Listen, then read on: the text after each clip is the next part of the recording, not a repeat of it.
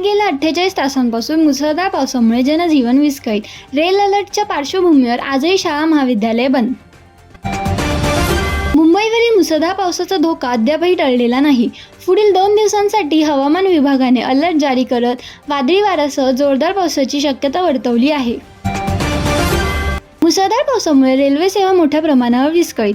वसई-विरार दरम्यान रेल्वे रुळांवर पाणी साचल्याने पश्चिम रेल्वेवरील गाड्या 40 ते 45 मिनिटे उशिराने धावत आहेत. हार्बर आणि मध्य रेल्वेवरील सेवाही उशिराने सुरू आहे. मुंबईत आजही दुहेरी इशारा. मुसळधार पावसासह ताशी 70 किमी वेगाने वारे आणि 3°93 मीटर उंच भरतीची शक्यता. सखल भागात पाणी साचण्याचा धोका. मुंबईत पावसाचा कहर कायम. वादळी पावसामुळे 291 ठिकाणी झाडे कोसळली. सुदैवाने कोणतीही मोठी जीवितहानी झालेली नाही. महाराष्ट्रात ऑपरेशन 3.0च्या चर्चेदरम्यान उद्धव ठाकरे यांनी मातोश्री येथे तातडीची बैठक बोलावली. महाराष्ट्राचा पाऊस ठरला घातक. भूस्खलन आणि विविध अपघातात 29 जणांचा मृत्यू. मृतांच्या कुटुंबियांना प्रत्येकी 5 लाख रुपयांची मदत देण्याची मुख्यमंत्र्यांची घोषणा. ठाण्यात सलग 4थ्या दिवशी शाळा महाविद्यालये बंद. ऑरेंज अलर्टच्या दरम्यान मासुंदा तलाव ओसंडून वाहू लागला असूनही बारवी धरण 60% भरले आहे. मुंबईतील राजभवनात ड्युटी दरम्यान एका जवानाने सर्व्हिस रायफलमधून स्वतःवर गोळी झाडून आत्महत्या केली. मृताची ओळख नाशिकचे कौस्तुभ सांगळे अशी झाली असून मालाबार हिल परिसरात खळबळ. प्रकरणाचा तपास सुरू. नालासोपाऱ्यात मुसळधार पावसामुळे जनजीवन विस्कळीत.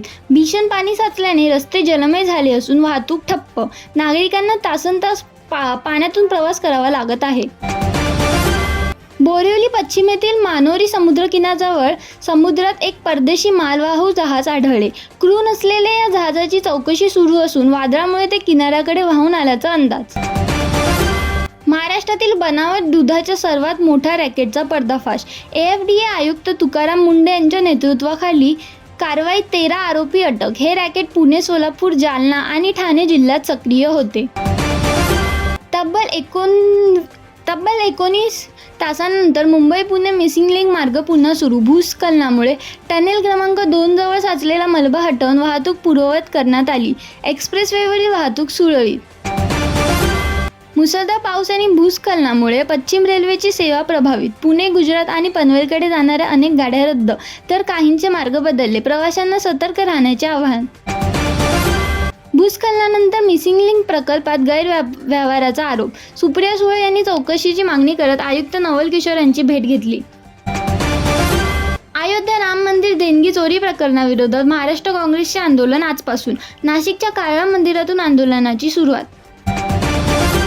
नागपूर विभागातील वर्धा येथे 18 तास विहिरीत अडकलेल्या व्यक्तीला NCC कॅडेट्सने धाडस दाखवत सुखरूप बाहेर काढले. वेळेत केलेल्या बचाव कार्यामुळे जीव वाचला.